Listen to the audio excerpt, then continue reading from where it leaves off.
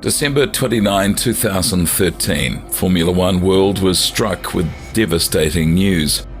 Michael Schumacher, the greatest of all time, had been rushed to the hospital in a critical condition after a tragic accident whilst skiing. This incident left the F1 community in shock, plus it raised many questions about his health and his recovery. On that fateful winter day, the Schumacher family set out for what they anticipated to be a delightful skiing excursion at the enchanting Maribel ski resort nestled in the majestic French Alps. Accompanied by his son Mick Schumacher and a group of close friends, Michael embarked on what should have been a memorable adventure on the slopes.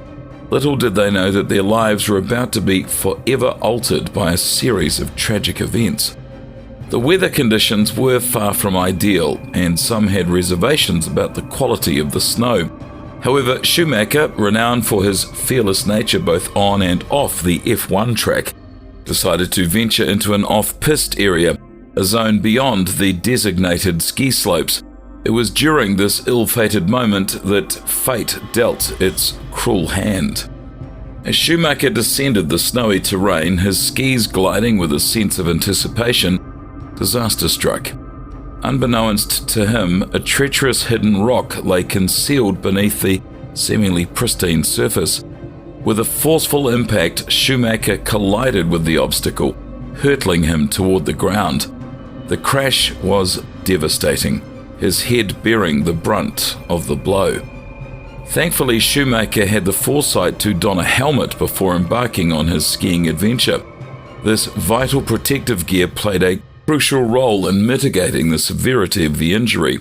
Medical experts later revealed that had he not been wearing the helmet, the outcome would have been far more dire.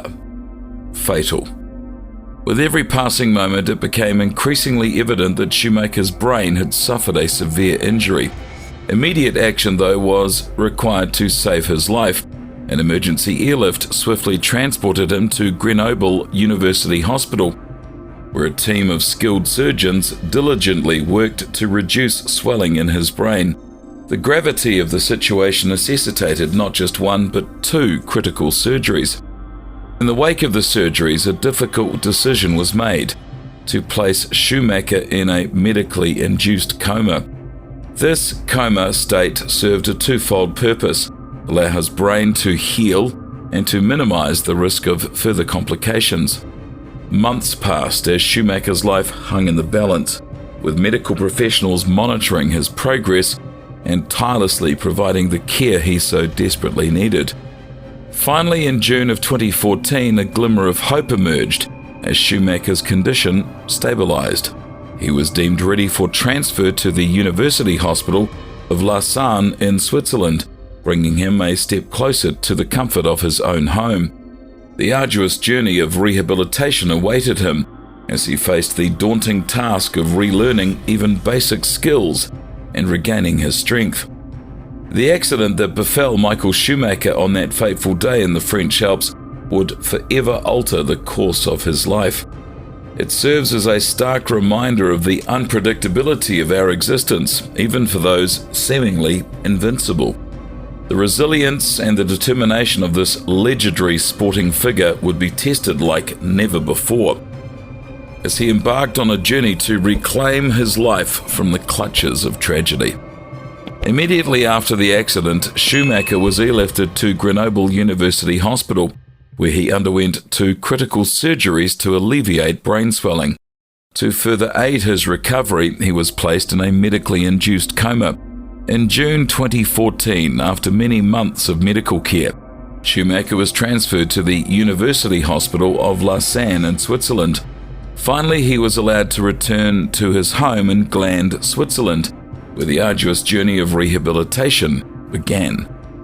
Sabine Key, Schumacher's manager, provided an update on his condition, stating that he had emerged from the coma and was no longer in a state of unconsciousness.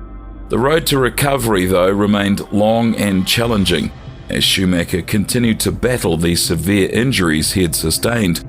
Throughout this period, Schumacher's family maintained a very low profile, guarding his privacy closely and refraining from divulging specific details about his health.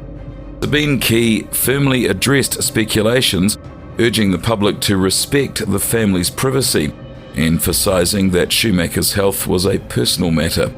Despite limited information, Schumacher's wife Karina occasionally communicated with fans on his behalf. In June, Karina and their daughter Gina accepted a state prize on behalf of Schumacher, acknowledging his contributions to German communities. Emotionally moved by the occasion, Karina revealed the challenges that they faced since the accident and how Schumacher's presence had forever changed. The impact of Schumacher's health struggles extended beyond, though, his immediate family.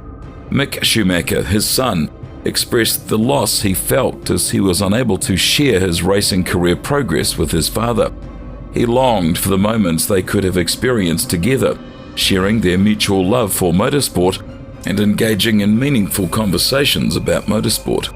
Mick's heartfelt words echoed the sentiments of many who witnessed the tragic transformation in Schumacher's life. Jean Todt, former CEO of Ferrari and Schumacher's boss during his time at the team, provided a rare update on his health. He attested to Schumacher's resilience, stating that he continued to fight just as his family fought alongside him. Although their friendship had been affected by the communication challenges, Todt maintained his support for Schumacher's recovery. In a positive development, Bernie Ecclestone, former Formula One chief, shared an optimistic outlook on Schumacher's health. He assured fans and press that when Schumacher improved, he would personally address their questions.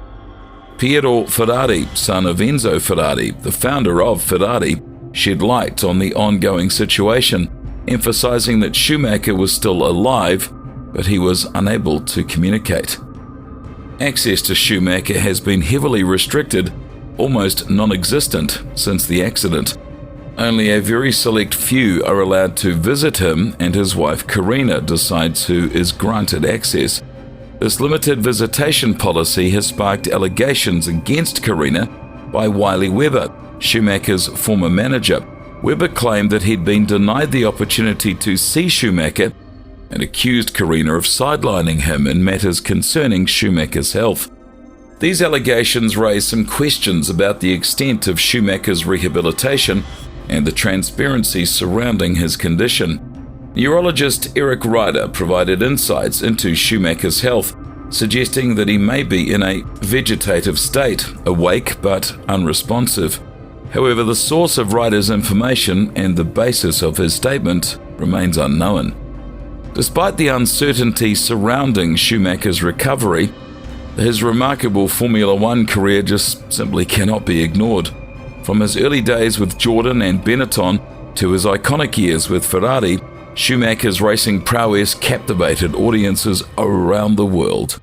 Even after his initial retirement in 2006, he made a comeback with Mercedes in 2010, leaving an indelible mark on the sport. Schumacher's 7 world championships, alongside his numerous victories, podium finishes, pole positions, and fastest laps, solidify his status as one of the greatest ever drivers in Formula One history. His ruthless competitiveness and calculated approach on the track instilled fear in his rivals, making him a formidable opponent. Schumacher's contributions to the sport will forever be cherished, and his legacy will endure, regardless of his absence from the public eye. As we reflect on the tragic accident that happened that day on the ski slopes in the French Alps that befell Michael Schumacher, our thoughts go out to him and to his loved ones. The journey of recovery has already been arduous, shrouded in privacy and uncertainty, and there is so much more to come. Despite the challenges, we can only hope for strength, for healing, and the best possible outcome for this incredibly remarkable individual who has left such a mark on the world of motorsport and Formula One.